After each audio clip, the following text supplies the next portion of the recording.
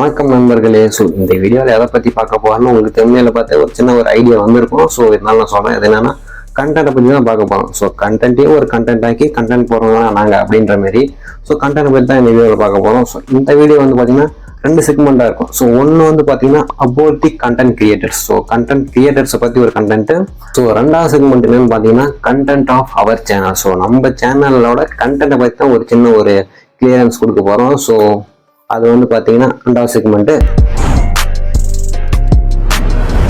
இப்போ வந்து பார்த்தீங்கன்னா ஃபர்ஸ்ட் செக்மெண்ட் பற்றி தான் பார்க்க போகிறோம். அதாவது என்னன்னா எல்லா கண்டென்ட் கிரியேட்டர்ஸ்க்கும் ஒரு யூனிக்னஸ் அப்படின்றது இருக்கும். அதாவது இப்போ வந்து இந்த கிரியேட்டர்னா இந்த மாதிரி வீடியோஸ் போடுவார், ஸோ இந்த கிரியேட்டர்னா இந்த மாதிரி வீடியோஸ் போடுவார், ஸோ அப்படின்ற ஒரு யூனிக்னஸ் இருக்கும். ஸோ அந்த ஒரு யூனிக்னஸ் வச்சு தான் கண்டென்ட் கிரியேட்டர்ஸ் வந்து பார்த்தீங்கன்னா அவங்களுக்கான ஒரு ஆடியன்ஸை தேர்ந்தெடுத்திருக்காங்க. ஸோ அதை பற்றி பார்க்கறதுக்கு முன்னாடி factors affecting content creators, major factors affecting content creators அப்படின்னு பார்த்தீங்கன்னா first one copyright, ரெண்டாவது one YouTube community guidance. So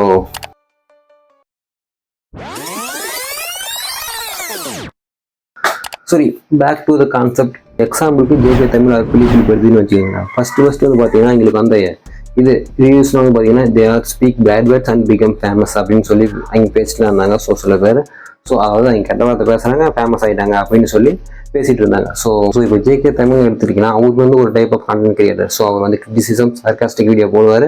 so வந்து அவரோட ஸ்டைலில் போடுவார். ஸோ அந்த ஸ்டைல் வந்து பார்த்தீங்கன்னா சில ஆடியன்ஸுக்கு பிடிச்சிருக்கும். ஸோ அதனால் வந்து பார்த்தீங்கன்னா அவர் கண்டென்ட் வந்து பார்த்தீங்கன்னா அவங்களுக்கு பிடிச்சுமே இருக்கும். அதே ஆப்போசிட், அதான் இந்த மாதிரி கண்டென்ட் பிடிக்காத ஆடியன்ஸ் வந்து பார்த்தீங்கன்னா அதுன்னு சொல்லுவாங்க. ஸோ கெட்ட வார்த்தை பேசுறான், ஸோ பிடிச்சி ஜெயில போடுங்க சரவண.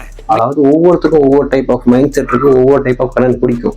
ஸோ இதனால நீ வீடியோ போடுறது தப்பு அப்படின்னு வந்து பார்த்தீங்கன்னா எந்த விதத்துல நியாயம் அப்படிலாம் இல்லை. அந்த வீடியோவில் அவங்க வந்து பார்த்தீங்கன்னா அக்ரெசிவாவோ இல்லை ஹேட்டிங்காவோ இல்லை சம்திங் அதாவது கொஞ்சம் ராங்காவோ பேசியிருந்தா அதில் வந்து பார்த்தீங்கன்னா ஓகே இவன் தப்பாக பேசியிருக்கான். ஸோ அதனால் வந்து பார்த்தீங்கன்னா that all problem. So face பண்ண வேண்டிய ஃபேமிலிட்ட ஃபேஸ் பண்ணுவாங்க. ஸோ அது ஓகே ஒரு பக்கம் இருக்கட்டும்.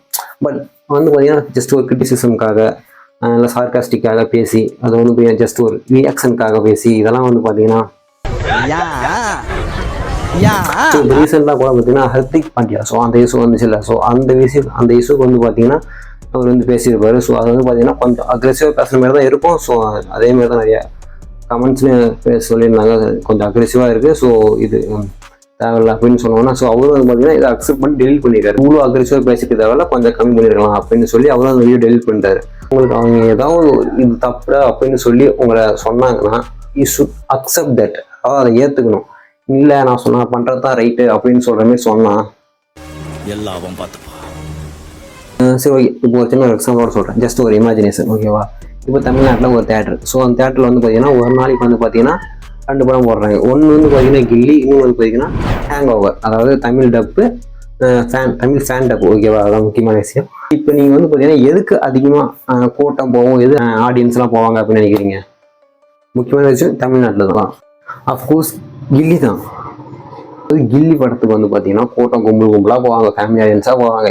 ஸோ காமெடி இருக்குது, அதுமாரி நிறைய இதெல்லாம் இருக்குது. ஸோ அதனால் அங்கே போவாங்க. காமெடி இருக்குது, லவ்ஸ் இருக்குது, அது மாதிரி எல்லா கண்டென்ட்டும் இருக்குது. ஸோ அதனால் ஃபேமிலி ஆடியன்ஸ் கும்பலாக போவாங்க.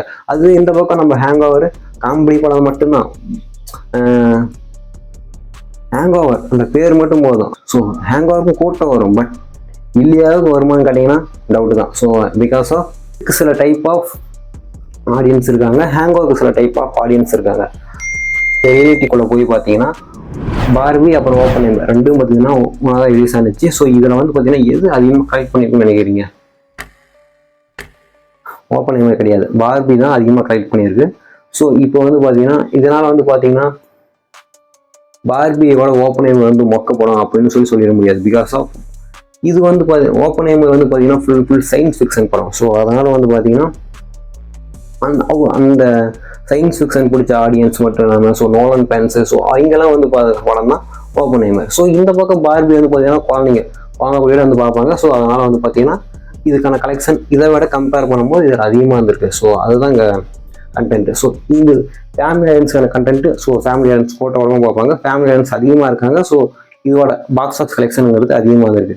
ஸோ இந்த ஓப்பன்ஹைமர் பார்க்குற கண்டென்ட் வந்து பார்த்தீங்கன்னா பிகாஸ் ஆஃப் ஃபேமிலியாக பெருசாக போய் யாரும் இந்த ஓப்பன்ஹைமர் பார்க்க மாட்டாங்க. ஸோ மேக்ஸிமம் சொல்கிறேன், பார்க்கலாம், மேக்ஸிமம் பார்க்க மாட்டாங்க. ஸோ அதனால் இதுக்கான கலெக்ஷன் கம்மியாக இருக்குது. ஓப்பன்ஹைமர்லாம் பார்த்தீங்கன்னா கிட்டத்தட்ட 7 ஆஸ்கர்ஸ் 7-5 சம்திங் 7 ஆஸ்கர்ஸ் வந்து பார்த்தீங்கன்னா வின் பண்ணியிருக்கு. மேக்ஸிமம் ஜென்ஸில் வந்து பார்த்தீங்கன்னா பார்பிக்கு ஒரு காரணத்துக்காக போகலாம், பட் டார்கெட் ஆடியன்ஸ் அப்படின்றது இருக்குல்ல. ஸோ இந்த கண்டென்ட்டுக்கான ஆடியன்ஸ் இவங்க தான் அப்படின்றதுனால அதுக்கப்புறம் இந்த கண்டென்ட்கான ஆடியன்ஸ் இவங்க தான். ஸோ அந்த மாதிரி இன்னும் சில பேர்லாம் இருக்கிறாங்க. ரீசெண்டாக தான் பார்த்தேன், இன்ஸ்டாகிராம் ரீல்ஸ்லாம் பார்த்தேன்.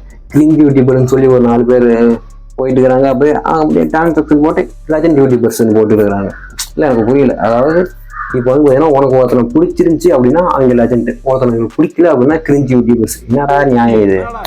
உனக்கு அவனை பிடிக்கலன்னா அந்த கண்டென்ட் உனக்கானதா இல்லை அப்படின்னு அர்த்தம். அதாவது உனக்கு பிடிச்சிக்கன்னா அந்த கண்டென்ட் உனக்கு பிடிச்சிருக்கு அப்படின்னு அர்த்தம். அவ்வளோதான், வேறு எந்த வித்தியாசமும் கிடையாது. ஸோ இதில் கிரிஞ்சு லெஜண்ட்டு என்னடா இதெல்லாம் தேவையா? அதெல்லாம் இப்போ ஒன்றும் இல்லை. இப்போ விஜய் சேது விலாக்ஸை பார்த்து சில பேர் வந்து பார்த்தீங்கன்னா ஸ்ட்ரெஸ் ப்ரெஷர் அப்படி இப்படின்னு சொல்லிட்டு இருப்பாங்க.